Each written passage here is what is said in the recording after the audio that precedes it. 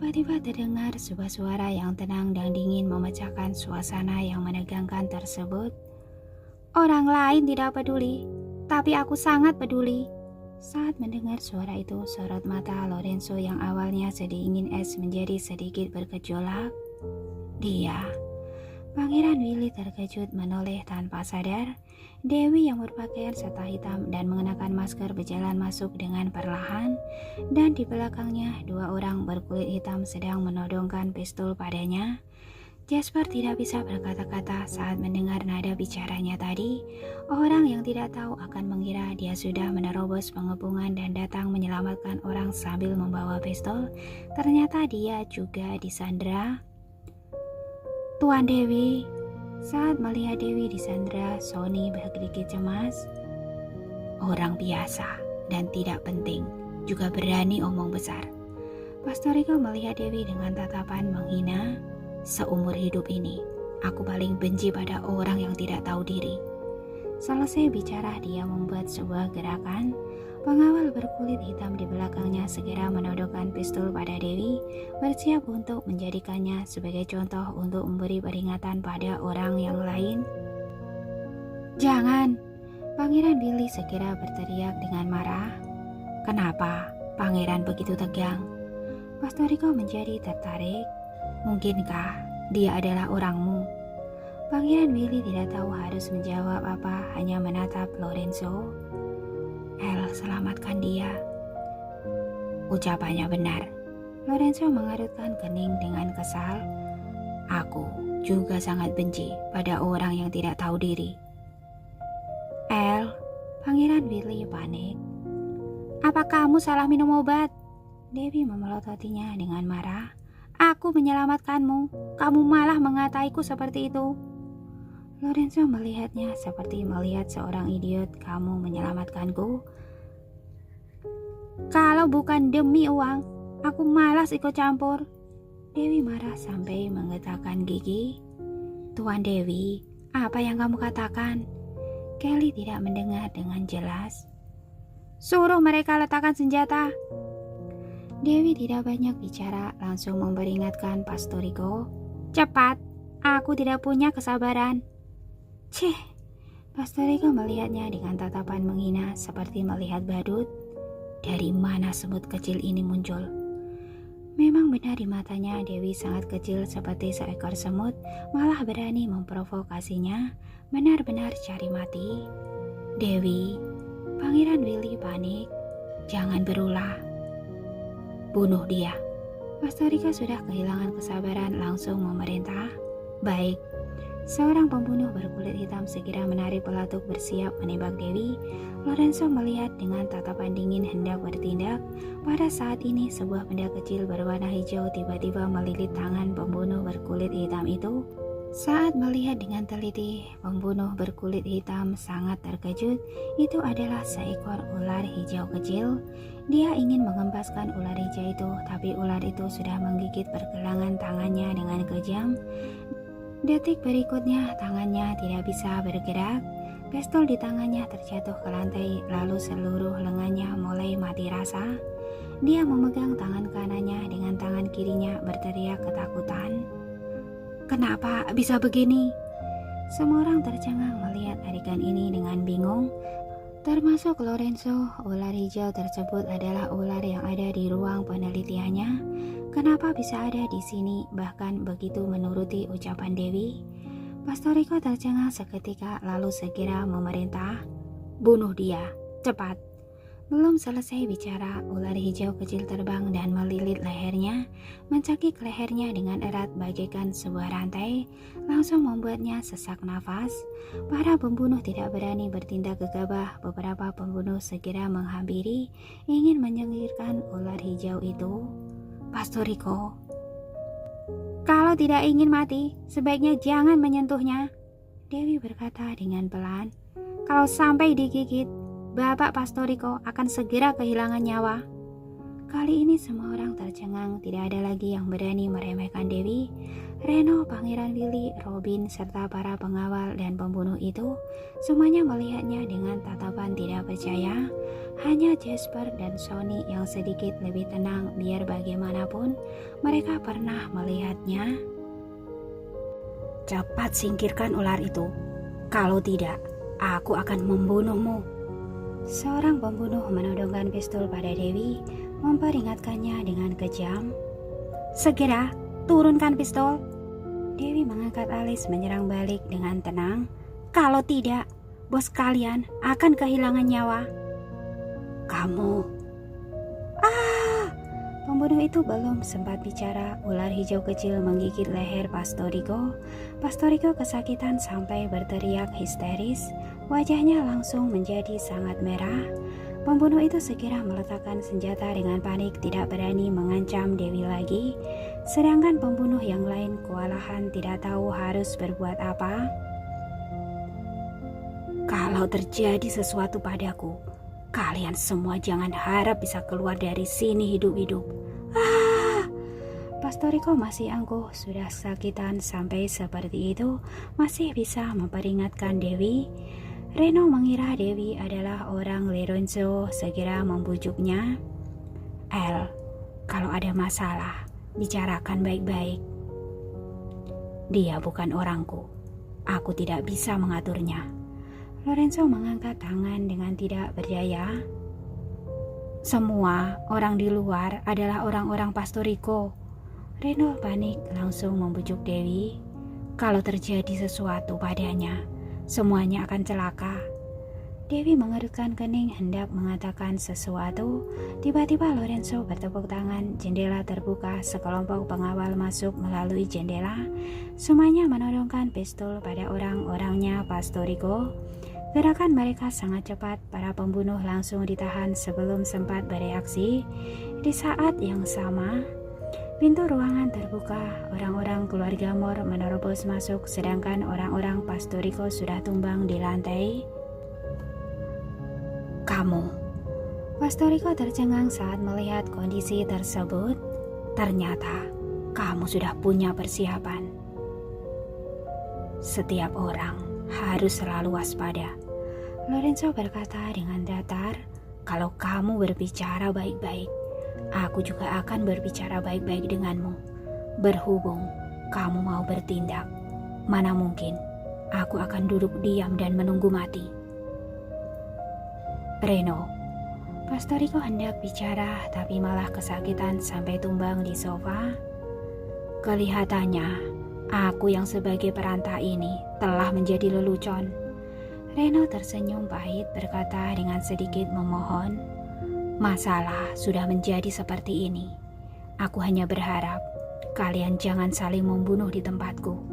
Anggap saja memberiku muka. El, Pangeran Willy mengingatkan Lorenzo dengan pelan. Sekarang kita masih berada di San Francisco. Ucapannya punya maksud yang mendalam, tetapi beberapa tokoh penting mengerti bahwa Pastorico bukan hanya mewakili dirinya sendiri. Di baliknya masih ada kekuatan yang tersembunyi. Orang-orang ini punya kekuatan di negara Maple. Kalau hari ini membunuh Pastorico di sini, takutnya mereka akan sulit untuk meninggalkan San Francisco. Reno, kamu juga sudah melihat sikap Pastorico. Lorenzo berkata dengan tenang. Dia yang tidak menghormatiku. Aku hanya melindungi diri sendiri. Jadi ini adalah kesalahannya sendiri. Iya, aku setuju dengan hal ini. Reno terus mengangguk. Berhubung negosiasi gagal, kalau begitu, kelak harus mengandalkan kemampuan masing-masing. Yang menang adalah raja, yang kalah adalah pecundang. Tidak ada yang perlu dibahas lagi. Lorenzo berdiri berbalik dan pergi. Tunggu. Reno segera berdiri menunjuk ke ular hijau kecil di leher Pastorico. Ular ini Dewi. Pangeran Willy melihat Dewi sambil mengerutkan kening. Rang-rang. Dewi mengulurkan tangan, ular hijau kecil meluncur ke bawah, melata di karpet, naik ke tubuh Dewi, lalu melilit di pergelangan tangannya seperti sebuah gelang berwarna hijau zamrud. Pastorico. Beberapa pembunuh segera maju dan memapah Pastorico. Sekelompok yang lain menodongkan pistol pada Dewi. Dalam sekejap, pengawal keluarga Moore segera menodongkan pistol pada mereka. Coba saja kalau berani menyentuh Tuan Dewi. Ini adalah Tuan Dewi kami. Apa dia adalah orang yang bisa kamu singgung? Sony menambahkan, sekarang dalam hati para pengawal keluarga Moore, Dewi memiliki status yang sangat tinggi. Lorenzo sama sekali tidak perlu buka mulut, mereka pasti akan melindunginya. Seumur hidup ini, aku paling tidak suka pada orang yang tidak tahu diri. Dewi mengembalikan ucapan Pastorico padanya. Ingat, kelak jangan merendahkan siapapun. Selesai bicara, dia berbalik dan pergi. Sekelompok orang itu langsung naik ke mobil dan pergi meninggalkan taman. Dewi secara alami naik ke mobil Lorenzo. Pangeran Willy yang berada di belakang berteriak, "Dek, tabib Dewi." Dewi menoleh dan melihatnya. Aku... Willy ingin mengatakan sesuatu tapi segera mengubah perkataannya. Jagalah dirimu dengan baik. Pengobatan kakimu memerlukan sedikit waktu. Setelah menemukan cara pengobatan yang bagus, aku akan menghubungimu. Dewi tersenyum pada Pangeran Willy lalu naik ke mobil. Pangeran Willy menarik pandangannya dengan tidak rela. Tanpa sengaja ia menyadari Lorenzo sedang menatapnya, maka buru-buru berpamitan. El, sampai jumpa. Sampai jumpa. Lorenzo merespon seadanya lalu menutup jendela mobil. Rombongan mobil perlahan-lahan pergi. Dari kaca samping, Jasper melihat rombongan mobil Pangeran Willy lalu berkata dengan serius, "Bawaan Pastorico tidak mengejar, tapi demi menghindari terjadi hal buruk, tadi aku mengingatkan Pangeran Willy agar mereka segera meninggalkan negara Maple." Lorenzo sepertinya sedang memikirkan sesuatu. Tuan, kapan kita pergi? Jasper bertanya dengan hati-hati. Cari dia. Lorenzo menoleh. Baik.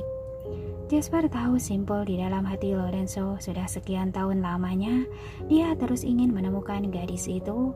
Tidak mudah, sudah ada petunjuk. Dia tidak mungkin menyerah dengan begitu saja. Cari siapa? Dewi bertanya dengan penasaran. Apa tabib dewa? Dia mengira Lorenzo masih fokus mencari tabib dewa. Kamu adalah tabib dewa, kan? Tiba-tiba Lorenzo menatapnya, tatapan matanya sangat dalam dan rumit.